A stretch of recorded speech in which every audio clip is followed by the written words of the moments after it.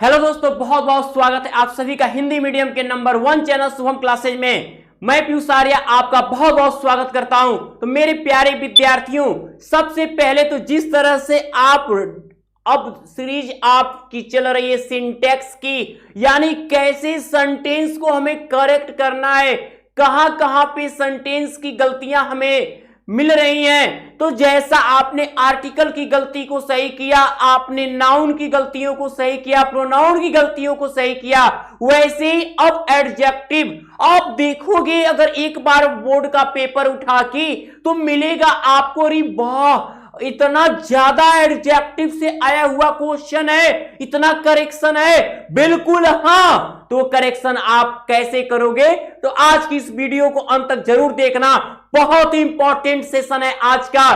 तो चलिए बात करते हैं रूल्स ऑफ एडजेक्टिव की। अब रूल्स ऑफ एडजेक्टिव क्या कहता है मेरे प्यारे विद्यार्थियों, आपको बता दिया जाए कि एडजेक्टिव होता क्या है। एडजेक्टिव अर्थात विशेषण, यानी कि वह शब्द जो किसी भी व्यक्ति या वस्तु की क्या करता है, विशेषता बताता है, उसकी गुण दोष आकार आकृति को बताता है, वही कहलाता है एडजेक्टिव। यानी वह शब्द जो किसी व्यक्ति के बारे में कुछ कहता है वही एडजेक्टिव होता है। और आप सबको पता है कि एडजेक्टिव की 3 डिग्री होती है, पॉजिटिव, कंपैरेटिव, सुपरलेटिव।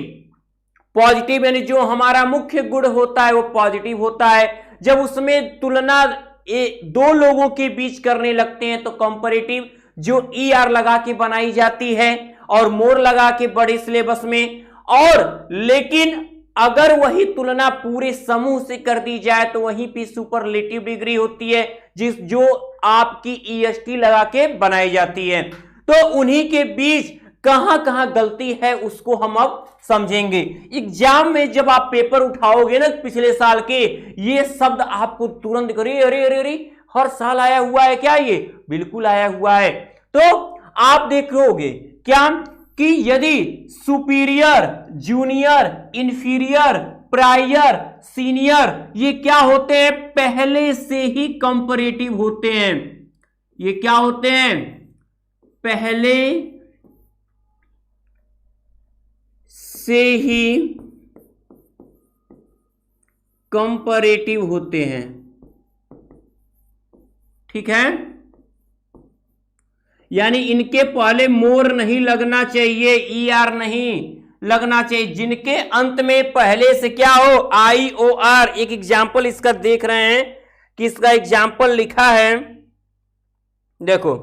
हाँ, इसका बहुत बढ़िया एग्जाम्पल है, ही सीनियर टू देन मी आया था, ठीक है। Superior, junior, inferior, prior, senior पहचानने का तरीका क्या है? इसमें आई ओ आर, आई ओ आर, आई ओ आर, आई ओ आर, आई ओ आर। एक इसका होता है इंटीरियर भी, जिसमें आई ओ आर होता है, लेकिन वो जो होता है पॉजिटिव डिग्री में यूज किया जाता है। इन शब्दों को आपको ध्यान में रखना है कि अगर superior, junior, inferior, prior, senior आ जाए तो इन्हें पहले से कंपैरेटिव डिग्री हम मान लेंगे। लेकिन आपको देन के स्थान पर टू का प्रयोग करते हैं। देन के स्थान पे किसका? टू का प्रयोग करते हैं। देन के स्थान पे टू का प्रयोग करते हैं। देखिएगा कैसे, मैंने जो अभी एग्जाम्पल वहां देखा जो आया था उसी को मैं लिखूंगा। देखिए एग्जाम्पल में मैं इनकरेक्ट लिखता हूं और आपको करेक्ट करना है। मैंने लिख दिया he is more senior than me, और आपको यही पता है, ठीक है, आपको ये बात पता है कि जब भी ई आर और मोर लगता है तो उसके बाद देन जरूर आना चाहिए। आपको तो ये सिखाया गया जब पॉजिटिव से कंपैरेटिव बनता है। तो मैं आपको बता दूं कि जब आई ओ आर लगा हुआ, ये पहले से इसमें कंपैरेटिव का भाव होता है तो यहां पे मोर नहीं लगेगा। दूसरा, अगर आई ओ आर अगर कंपैरेटिव के रूप में यूज हुआ है तो उसके बाद देन की जगह आपको टू लगाना है। कब देन लगता है? जब मोर होना चाहिए, जब उसमें ER ऐड होना चाहिए तो देन यूज करोगे। तो यहां पे ना ही मोर लग रहा है ना ही देन लग रहा है। अब यहां पे अब हो क्या जाएगा, यहां करेक्ट कर देते हैं, इसको हटाएंगे तो ही इज, मोर हट गया तो बचा सीनियर, ही इज सीनियर। अब देन के स्थान पे आपको क्या यूज करना है बच्चा? आपको टू यूज करना है। मतलब इनसे रिलेटेड एक एक क्वेश्चन हर साल आपको पेपर में आए हुए देख लेना। ठीक है बच्चे, अब हम आगे बढ़ते हैं रूल्स ऑफ एडजेक्टिव में ही। देखो यहां मैंने लिखा है कि ये देखो, ये भी एडजेक्टिव, मैंने कहा कि किसी भी वस्तु की विशेषता बताने वाले शब्द, यानी किसी भी नाउन के पहले जो शब्द जोड़कर अगर कहा जाए वही एडजेक्टिव। बॉय है, गुड बॉय का गुड एडजेक्टिव हो गया। चीफ बॉय, मुख्य लड़का, हेड बॉय, हेड एडजेक्टिव हो गया। किसी भी नाउन के पहले जो शब्द जुड़ जाएगा वो एडजेक्टिव के रूप में ही वर्क करेगा। अब round, complete, perfect, unique, chief, eternal, extreme, ideal, universal, entire, empty, यानी कि चारों ओर पूर्ण, अनोखा, मुख्य, आंतरिक, अत्यधिक, आदर्श, यूनिवर्सल, ब्रह्मांडीय और इंटायर, पूर्ण, एम्पटी, खाली, ये अपने आप में एक कंप्लीट अर्थ रखते हैं। ठीक है, इत्यादि, इत्यादि पहले से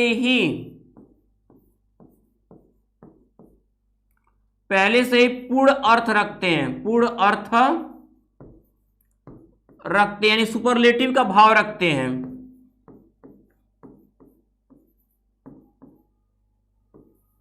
इसलिए इनके पहले सुपरलेटिव डिग्री नहीं लगती।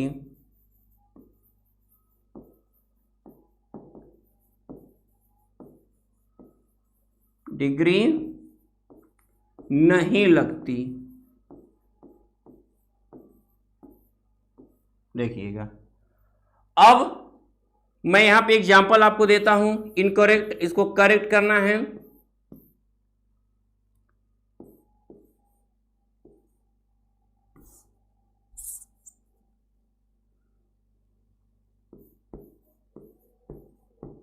He is the most perfect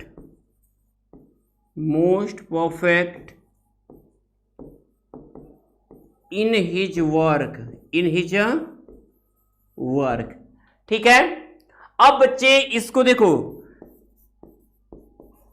इसको हम करेक्ट कैसे करेंगे? क्या गलती दिख रहा है? आया ही इज द मोस्ट परफेक्ट, वो बहुत पूर्ण है, इन हिज वर्क, अपने काम में दक्ष है। तो कहने का अर्थ है कि परफेक्ट ऑलरेडी परफेक्ट है, पहले से ही वो पूर्ण है, खुद उच्चता को दिखा रहा है। ये शब्द खुद पहले से ही बहुत उच्च स्तर को दिखाते हैं, तो इनके लिए अब आप सुपरलेटिव डिग्री का प्रयोग नहीं करोगे। ठीक है, अपने आप में ये पूर्ण है। तो आप देख रहे हो कि मोस्ट आने से ही द लगा है, क्योंकि सुपरलेटिव के पहले द लगता है, तो जब मोस्ट हटेगा तो द भी हटेगा। तो आप क्या लिखोगे? He is perfect in his work. ठीक है, ये रहा आपका, ही परफेक्ट इन हिज वर्क। अब हम आगे बढ़ते हैं नेक्स्ट रूल की तरफ। जितने एग्जाम में आए हुए मैंने वही क्वेश्चन आपके सामने रख दिए हैं।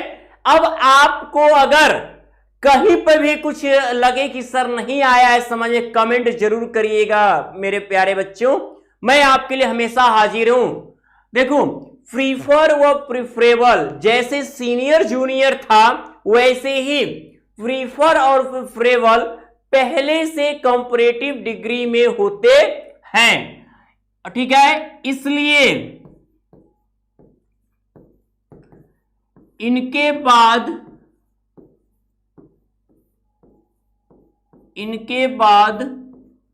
दैन के स्थान पर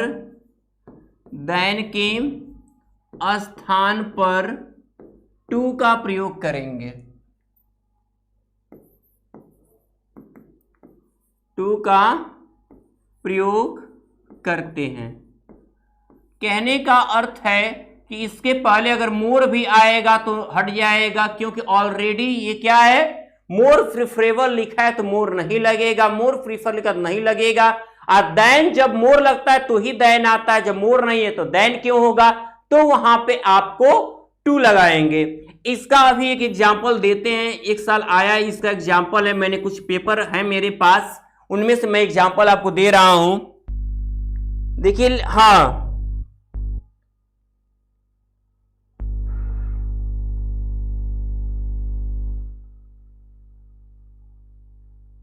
देखिए लिख आया था, this book is more preferable than that, this book is more preferable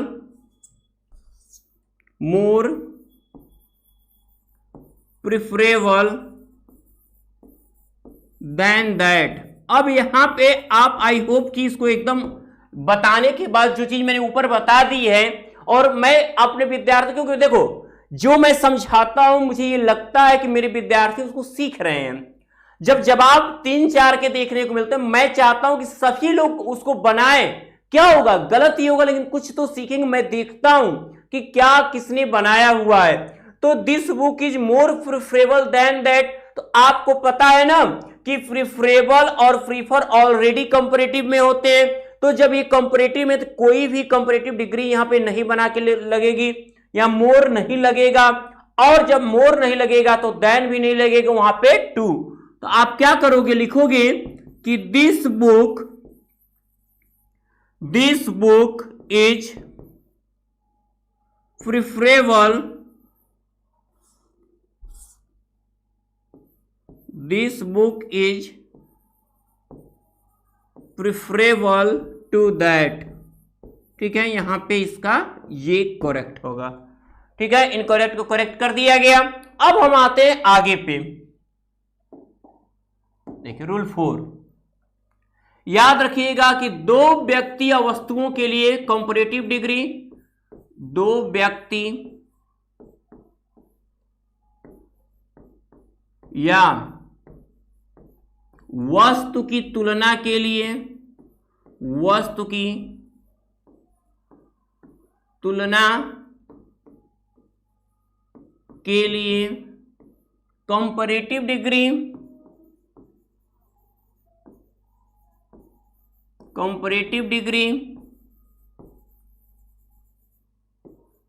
तथा दो से अधिक के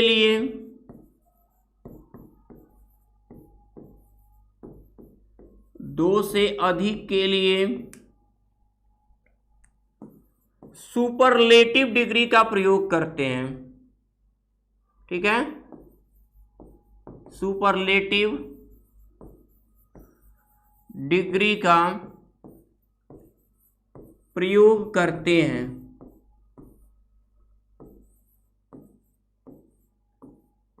सुपरलेटिव डिग्री का प्रयोग करते हैं। देखो, अगर दो व्यक्ति या वस्तु की तुलना है तो उसके लिए हम क्या लेंगे, कंपैरेटिव डिग्री, यानी मोर लगाया हुआ और ईआर लगाया हुआ। और अगर दो से अधिक है तो सुपरलेटिव, सामान्य है तो पॉजिटिव डिग्री। अब जैसे मैं यहां पे ये भी पूछा है, देखो इनकरेक्ट करता हूं, जिसमें मैंने लिख दिया ही is the wisest, he is the wisest of two, he is the wisest of two।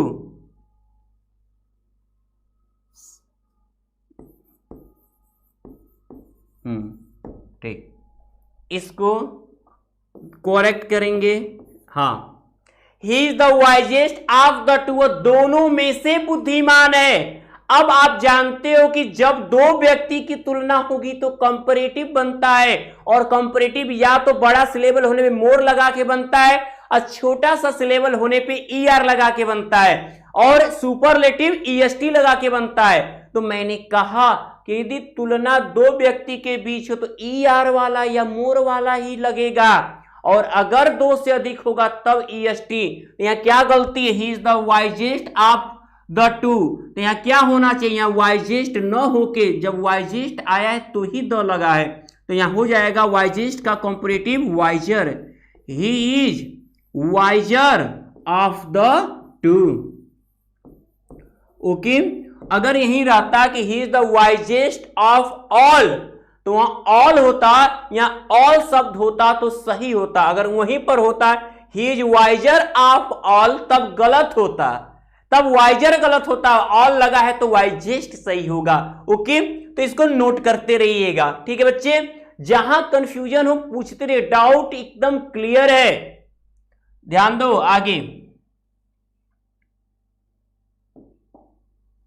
अगले रूल पे, डिग्री हमेशा एक समान होती है, ठीक है। अगर किसी भी एक व्यक्ति या वस्तु के लिए अगर हम गुण की बात कर रहे हैं तो हमेशा उनको एक ही डिग्री में लिखते हैं, या तो दोनों कंपैरेटिव ही हो, या तो दोनों पॉजिटिव ही हो, या तो दोनों सुपरलेटिव ही हो, ठीक है। डिग्री एक समान होती है, ध्यान देना, इनकरेक्ट लिख रहे हैं हम।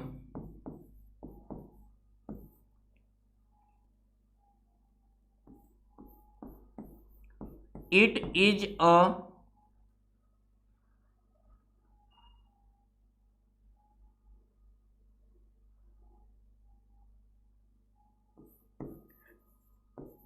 it is cheaper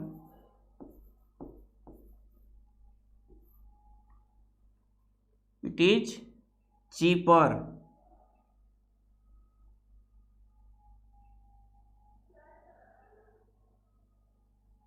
and और क्या लिखा जा सकता है, बहुत सस्ती और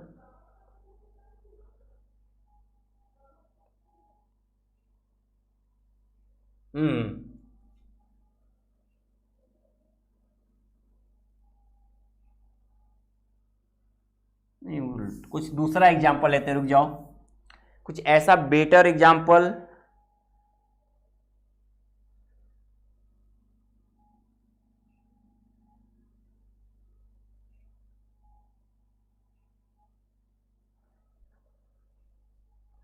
इसको लिख सकते हैं, it is cheapest and best. हाँ देखो, इट इज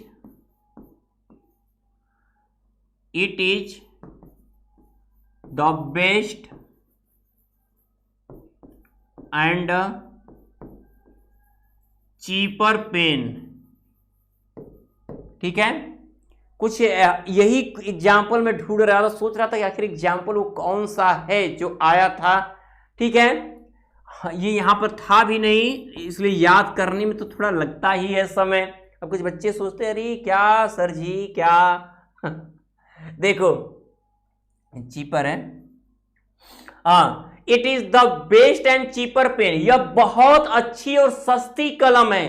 अब आप बताओ, जो सस्ती और अच्छी की हमने बात किया है वो किसके बारे में कहा है, पेन के बारे में कहा। तो मैंने तो यही कहा ना कि किसी भी व्यक्ति या वस्तु के बारे में यदि दो गुण बताए जाएं तो दोनों की क्वालिटी की जो बताई जाएगी उनकी डिग्री एक ही होनी चाहिए।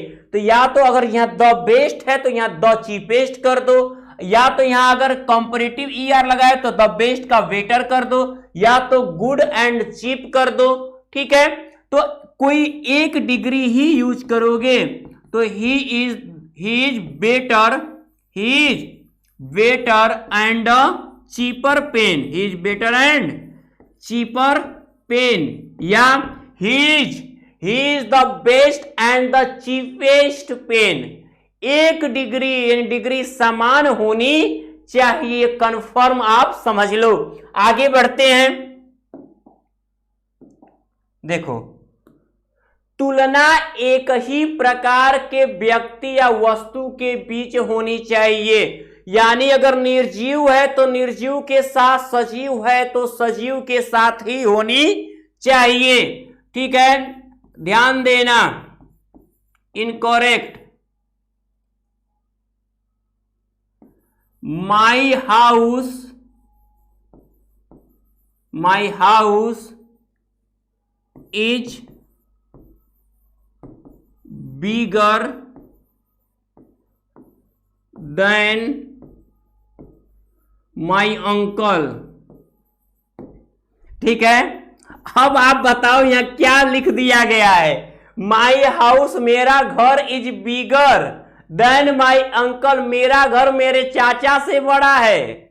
आप तो ये कहना चाह रहे थे ना कि मेरा घर मेरे चाचा के घर से बड़ा है, लेकिन अगर इसको देखें तो इसको देखने के बाद तो बस सेंस यही निकल रहा है कि my house is bigger than my uncle, कि मेरा घर मेरे चाचा से बड़ा है। घर का और चाचा की तुलना कैसी करना भैया, तो गलत हुआ ना।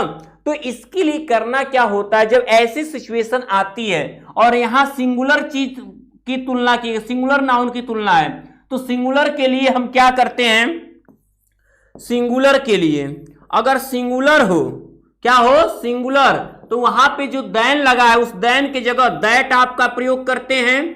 और अगर प्लूरल हो तो वहां पे दोज आपका प्रयोग आपको करना होगा देन की जगह। अब बताओ तो क्या बन जाएगा कि my house is bigger, my house is bigger, क्या देन रहना चाहिए, देन रहेगा, देन के बाद देन, ठीक है, इसको कहां यूज करना है, देन के बाद लगाना है इसे, ठीक है ना। प्लूरल होने पर दैट ऑफ, सिंगुलर होने पे ये नाउन क्या हो, दो जाप हो जाएगा, then that of my uncle. यानी कि अब यहां अर्थ क्या होगा कि मेरा घर मेरे चाचा के घर से बड़ा है, तब जाके यहां पे सेंस आपका परफेक्ट होगा। तो मेरे विद्यार्थियों, आई होप आप पूरी तरह से कंप्लीट समझ गए कहां पे कहां गलती होती है। बोर्ड एग्जाम में जिस टाइप के क्वेश्चन पूछे गए हैं मैंने आपको बताया। और अगर मैं बार बार कह रहा हूं, अगर आपको पूरे बोर्ड एग्जामिनेशन में जितने करेक्शन करने के लिए आए थे उनका और मेरे द्वारा जो इंपॉर्टेंट क्वेश्चन बनाए गए, यदि आप वो पाना चाहते हो तो आप हमारे शुभम क्लासेस के 100 बैच से जुड़िए। मात्र 799 रुपए में बोर्ड एग्जाम तक आपकी कंप्लीट तैयारी 95+ पाने की ओर अग्रसर हो जाओगे। यानी पूरे ऐसे पॉसिबल क्वेश्चन जो आपको दिए जाएंगे उनकी प्रैक्टिस सेट आपको मैं दूंगा अपने द्वारा बनाई गई। तो मैं यही कहूंगा 799 रुपए कुछ ज्यादा नहीं है, आपके बोर्ड एग्जाम तक की तैयारी मिल रही है। तो जल्द से जल्द जुड़िए आप हमारे 100 बैच से मात्र 799 रुपए में। और इसके पहले आप कर दीजिए आज की इस वीडियो को लाइक और ज्यादा से ज्यादा शेयर। और यदि आपने अभी शुभम क्लासेस के चैनल को सब्सक्राइब नहीं किया है उसे भी पहले सब्सक्राइब कर लीजिए और बेल आइकन भी प्रेस कर लीजिए। तब तक के लिए मैं पीयूष आर्या अपने सभी होनहार विद्यार्थियों से लेता हूं विदा। Good luck.